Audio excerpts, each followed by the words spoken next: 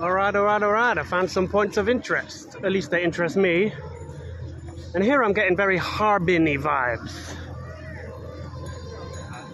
Getting very Harbin vibes because here in Tianjin,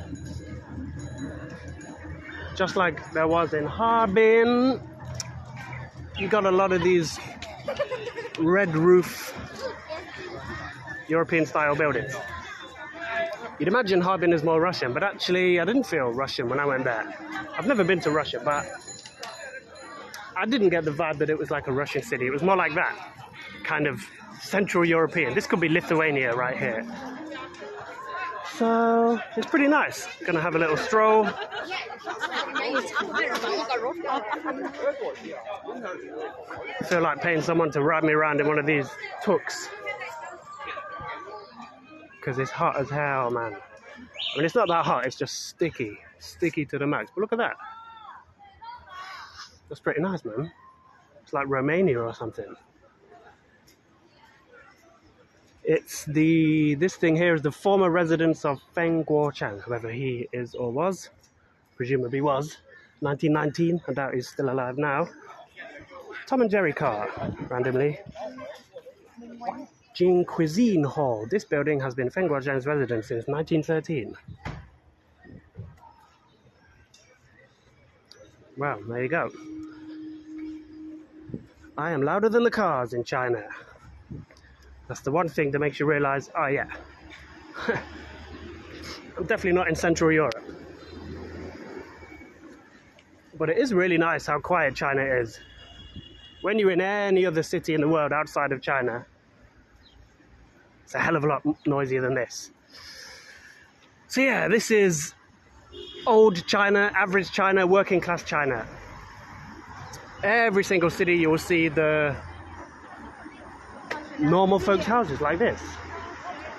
And quite often you get a little square or block of the old houses with brand new skyscrapers right around them. Not so much here in Tianjin because it's an older city, so for whatever reason, planning wise or financial wise, they decided not to develop the old town, downtown.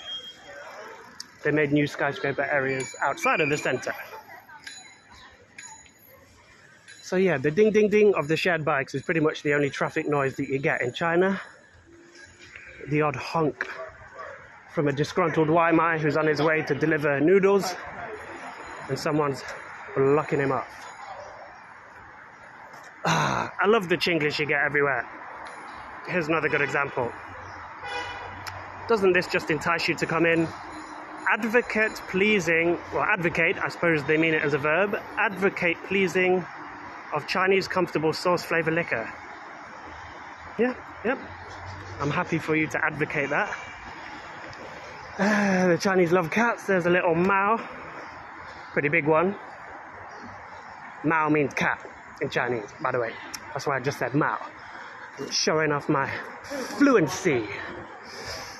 Yeah, you get those. You get them little chairs outside of every cafe and takeaway and stuff like that so people can sit while they're waiting, because obviously you get a lot of queues. So that's quite a nice thing in China too. As you can see, everyone's obviously heard that's a good spot. So bus. They're all waiting and they provide the little red chairs. Almost always red chairs. Good old communist chairs for you to sit on. So that's a nice thing, right? You're not just waiting in the streets. I quite like these gates. I'm assuming these are a bit posher houses. The kind of fake European facades on the front, but they're nice. All right, here's another good funny shop name. Who's this for? Fatty man with the fat mannequin, so that you don't accidentally go in there as a thinny. Fatty men. Fatty men, come and buy your clothes. There's a girl, what's she doing? I thought she was squatting for a poo, then I thought she was posing for a picture, but there's no parents around. So that's a weird one, but anyway, we keep it moving.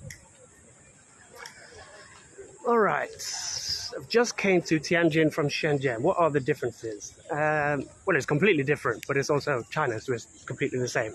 If you've been to China, you know what I mean. I can't really make that make sense. Lower rise buildings is the main thing. Now again, if you're from anywhere that isn't China, this will be pretty high rise for you, but no. If you've been in Shenzhen, all of Shenzhen is double that, almost literally. Basically every single street in every single district all over the city is way, way, way, way, way bigger than this. So, spin around. I'm going to walk back around here actually, because that's quite nice. So yeah, the main difference from Tianjin to Shenzhen is it's a lot less dense here. I'd say streets a little bit wider, but it depends where you are. And obviously the main difference is old buildings. Shenzhen doesn't have anything older than 1979. Oh damn, here's a tank. You. What's going on in here? Got an old T90 or something. Alright, this is random. I don't believe Tianjin was the center of any great historical battles. You know, the Japanese were further east in Nanjing. I was there a month ago. The Japs were fighting in Chongqing as well, but this is fairly inland. Although Tianjin's called China's biggest port, the port is actually, I checked on the map, it's like 30 miles away. So yeah, here's some revolutionary figures. Doing some good revolutionary things. There's a nice Central European building. There's some kids taking pictures on a tank. So yeah, I'll be honest, I don't know why there's a tank here. Because I don't think there was much of a war happening here in Tianjin. You get this a lot in China as well, these anti-bike barriers, because if they didn't have them, the bikes would go everywhere. But look, just as I say that, there's a couple of Chinese people breaching the rules. So thank you guys for doing that with absolute exquisite timing. As I was just going to say, China has rules everywhere. Don't do this there, don't bring that there, don't eat that there, don't wear this there. However, the black and white may say one thing, but the actual Chinese people don't give a damn. They don't give a toss. If you had a toss, they give it back to you because they don't give it. So yeah, don't worry. When you're in China, you might think, oh, I can't ride there, I can't go there, I can't do that. Just do it. Trust me, the Chinese don't give a single crap. Alright, this reminds me a little bit of Wuhan as well, except the Wuhan River is far, far, far, far wider than this. Quite a nice river here in Tianjin, just a shame. A shame is so goddamn grey. That is a SH aim.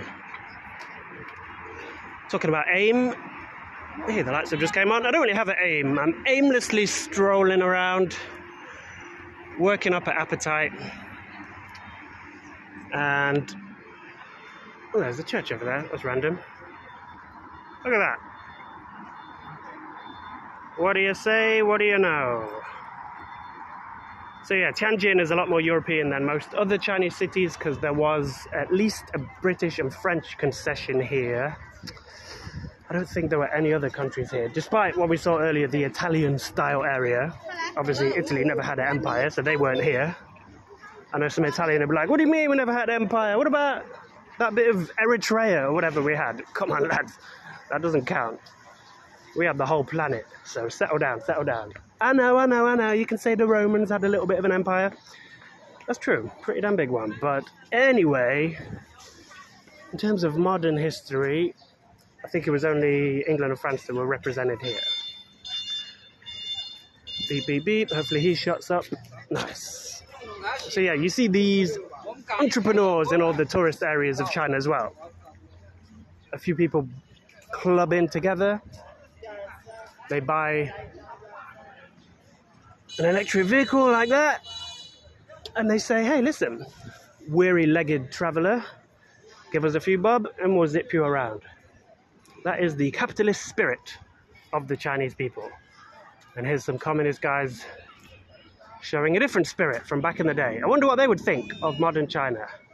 Well, this was probably here when they were raising that flag, but the lights, the LEDs, the neon, the skyscrapers, I don't know what they'd make of that. Presumably, like me, they'd be hella impressed.